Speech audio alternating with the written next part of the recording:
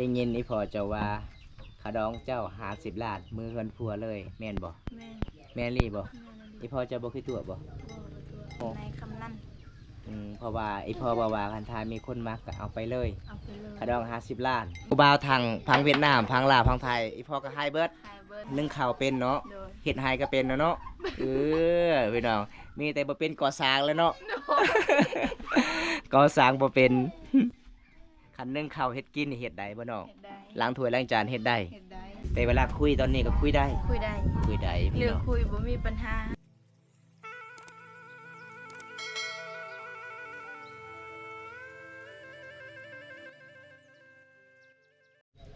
น้องแกด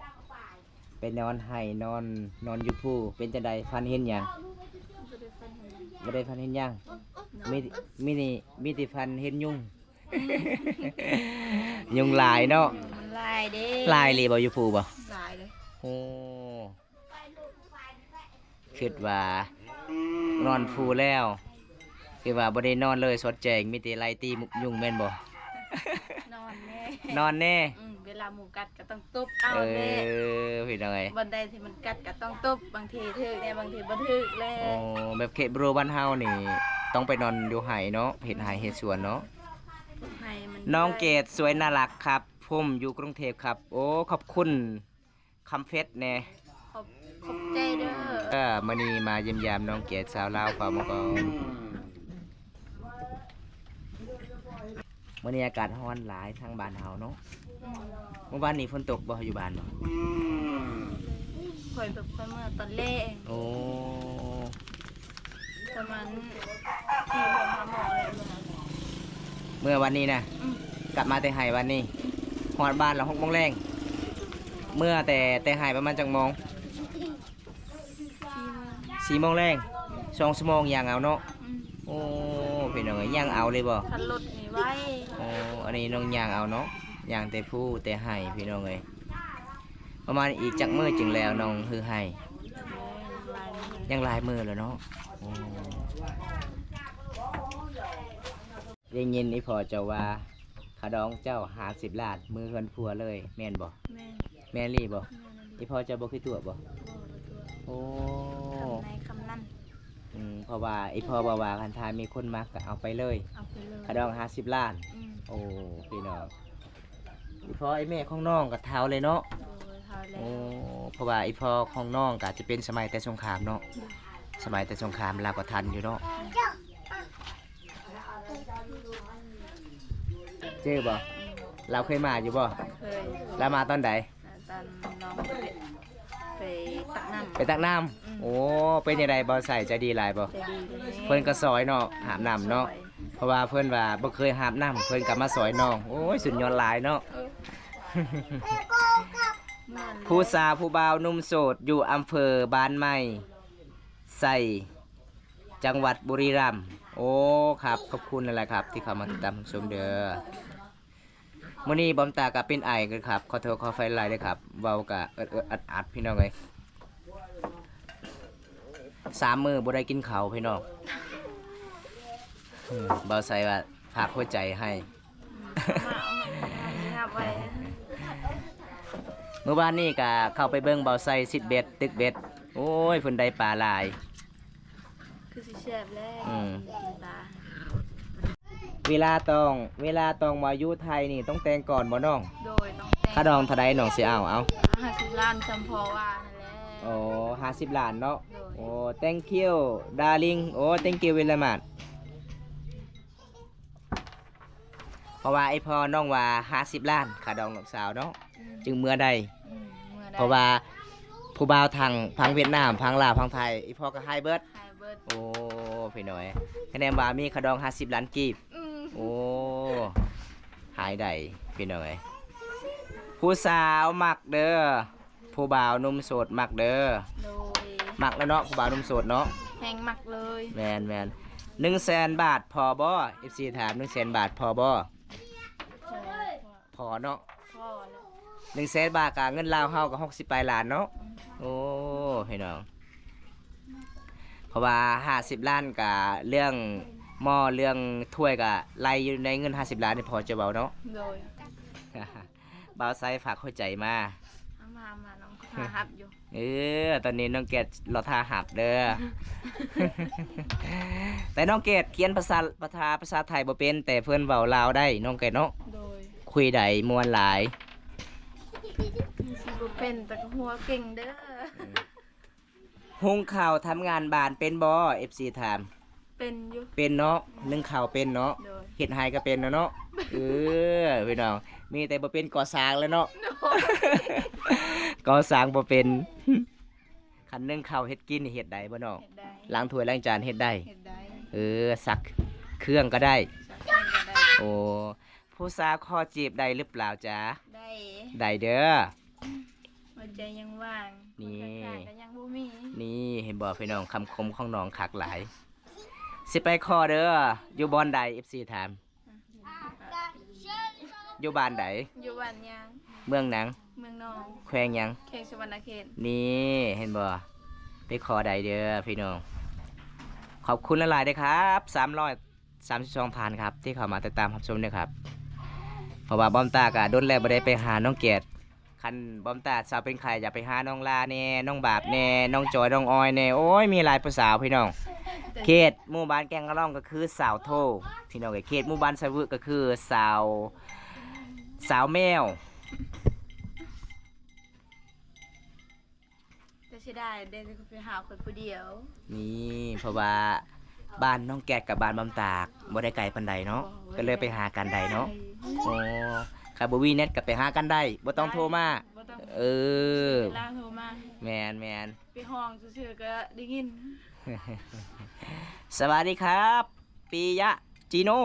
สวัสดีเพื่อนแน่ สบายดีปียะจิโน แม่นแล้ว น้องเบาบ่เก่งเด้อ มาอยู่ไทยได้บ่ ได้ ได้เด้อได้เด้อ ตบว้เห็นเดี๋ยวนี้จะตอบไว้ นี่พี่น้องเอ้ยอยากไปหาเด้เพิ่นว่า ไปแม่ ไปหาได้บ่ หาได้ แต่เฮือนของน้องก็ประมาณซำนี้นะน้องเนาะ โดย นี่ครับเฮือนของน้องก็บ่มีหยังแล้วครับข้าวกินก็บ่มีนะน้องมื้อนี้ก็ดีใจแล้วบ่บอมตาซื้อข้าวให้ ดีใจแล้ว จักเปอร์เซ็นต์น้อง ลอยเลย 100%เลย บ่ล โอ้ ดจัก FC ถามว่าอยู่แถวใดเนาะอยู่แถวใดเมืองหยัง เมืองนองเคงสวรรณเขต บ้านปุญญาง บ้านปุญญา โอ้ยบ้านปุญญางเด้อเพราะว่าน้องแกดก็ดีใจหลายบอมตาซื้อข้าวให้ประมาณ1สอบนะน้องเนาะ โดย 600,000ปลายพี่น้อง50โลนี่ล่ะอายุน้องไม่ถึง18มาอยู่ไทยได้บ่ครับฮะ บ่ฮู้เล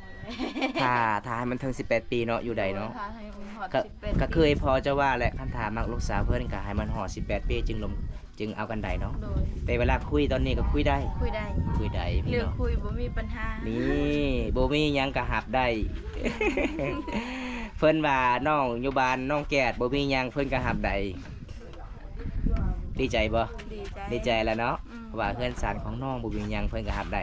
มื้อนี้บำตาได้เห็นในเฮือนของน้องบ่มีขุตัก ก็เลยบำตาคิดว่าเฮือนของน้องสิตักน้ำกินเด้แต่บ่แม่นก็คือน้ำใสเนาะโอ้ก็เลยใส่กระตุกน้อยๆพี่น้องเอ้ยขอบคุณหลายๆเด้อครับ500ท่านครับที่เข้ามาติดตามรับชมเด้อครับเด้อ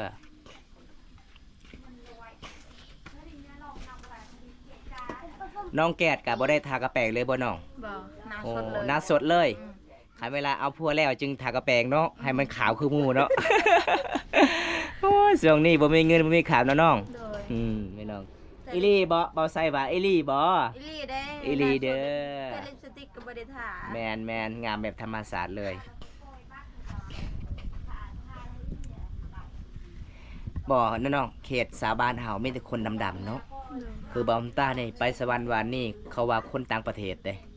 บอมตาเว้าภาษาบ้านเฮาเขาก็เลยบอกว่าคนมาจากบ้านใดเนาะคือภาษามันต่าง บอมตากับเว้าภาษาบ่รู้เลยบ้านเมื่อวานเมื่อซืนนี่บ่ใส่ไปถัดโพนเขาเจ้าแนมเบิ่งหลายๆคนโอ้เขาว่าแปลกอีหลีภาษา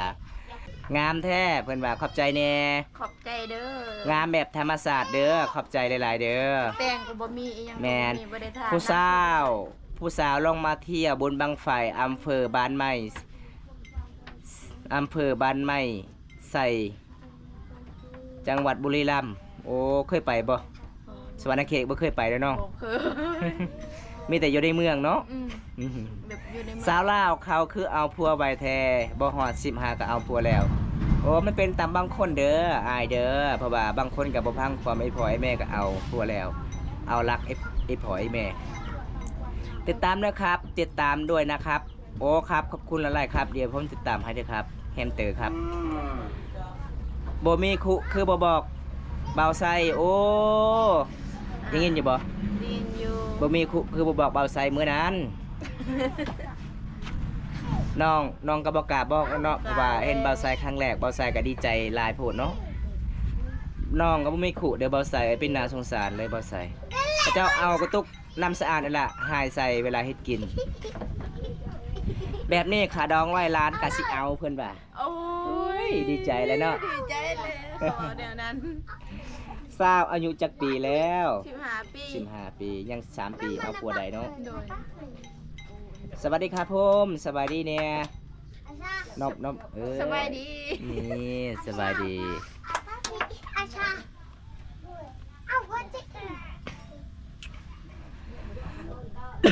โอ้ยบสบายเด้อพี่น้องบสบายเอหลีเด้อครับ3 มื้อบ่ได้กินข้าวครับ หลังจากมาแต่ทัดโพน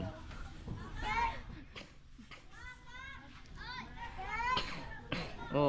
ยเจ้าเน่ผู้สาวไอซีถามขอเบอร์เจ้าเน่ ได้นะ ได้เบอร์น้องเอ้า 020 020 โดย 9 97530982 โอ้020 975 โดย ได้อีก 3 0 9 9 8 2โอ้สมัครทักโทรหาได้เด้อไปก่อนเด้อเมื่อหน้าเจอกันใหม่โดยขอบใจละลายๆเด้อยุคแห่งใดเพื่อนถามยุคแห่งสวรรณเขตเด้อผู้บ่าวหนุ่มโสดก็เอาเป็นเมียโอ้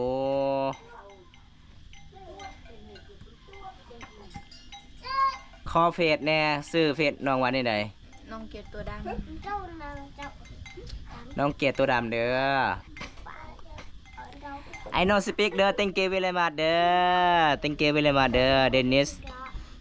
มาแล้วสวัสดีน้องอมวยสวัสดีเด้อครับน้องอมวยเด้อสวัสดีเด้อเมื่อนี้ฟมบ่สบายเลยน้องมวย หลังจากมาแต่สวรรค์ก็บ่สบาย3 มื้อแล้วล่ะบ่ได้กินข้าวพี่ใส่ถามหาโอ้สวัสดีเด้อครับสวัสดีเด้อครับหลายๆคนเด้อครับที่เข้ามาติดตามรับชมเด้อฟรีบุญตากินยาด้วยนะจ๊ะโอ้กินแล้วอาจารย์เลยกินแล้วก็ไม่ค่อยดีเลยอาจารย์ทั้งเป็นหวัดทั้งเป็นไอทั้งฮ้อนโตพากั้นว่าเจ้าไปใส่โอ้วันนี้กะใครแต่เศร้าๆอาจารย์เลยเศร้าฮ้อนก็เลยน้องนั่งเล่นอยู่เฮือนน้องเกดช่วงนี้โควิดระวังป่วยแมนผู้ใดน้องอยู่ข้างหลัง ำร้านเด้อ ร้านสาวบ่ร้านทรายร้านสายเนาะทักทายจากคนสวย สบายดี เมื่อวานอามวยไปหาพี่ใสแต่ YouTube บล็อกคอมเมนต์พิมพ์เยอะโอ้ครับสบายดีน้องอามวยคนงามมาแล้วน้องใสมาแล้ว น้องเกดจะโดยหรือยังอาจารย์มวยถามน้องจะโดยแล้วบ่ยัง ข้าวเช้ากินแล้ว กินแล้ว จะโดยการเวนโต บัตร บัตรอีหยัง ผักเนา ผักเน่าโอ้น้องเกดกินข้าวกับฝักเด้ออาจารย์มวย คือมาหลายแท้สิได้น้องมาเป็นแฟนอยู่บ่ ไปหาพี่ใส่ลายเลยบ่ได้เห็นคอมเมนต์อมวยโอ้ภาษาไทยน้องเกดตัวดำอันนี้บ่แม่นเด้อบ่แม่นบ่แม่นตัวซอเด้อทางหลังเด้อน้องเกดก็คือน้องเกดภาษาไทยชะเลตุกอตัวดอหยาวางแล้วก็ตัวดำโตดำบ่แม่นตัวดำโตดำเด้อตัวดำเนาะ โดย น้องเกดตัวดำฟรีโสดโอ้ขอบคุณครับที่เข้ามาติดตามรับชมครับเอาน้องเกดตอนนี้ไอ้กลับกันเด้อ โดย เพราะว่ามื้อนี้ก็มาเยี่ยมยามน้องกับบ่มีหยังเนาะ โดย ราะว่าเฮากับบ้านใกล้กันก็เลยไปหากันได้นะน้อง โดย เพราะว่าไปหาน้องเกดกับบ่คุยพี่น้องม่วนหลายพี่น้องเอ้ยจะได้บ้อมตากะเข้าไปปะกันเด้อครับ หลายๆคนเด้อครับสุหมู่สุบอนสุขูสุคนเด้อที่เข้ามาติดตามรับชมเด้อครับพอได้รับชมคลิปนี้แล้วก็ฝากกดไลค์กดแชร์กดติดตาม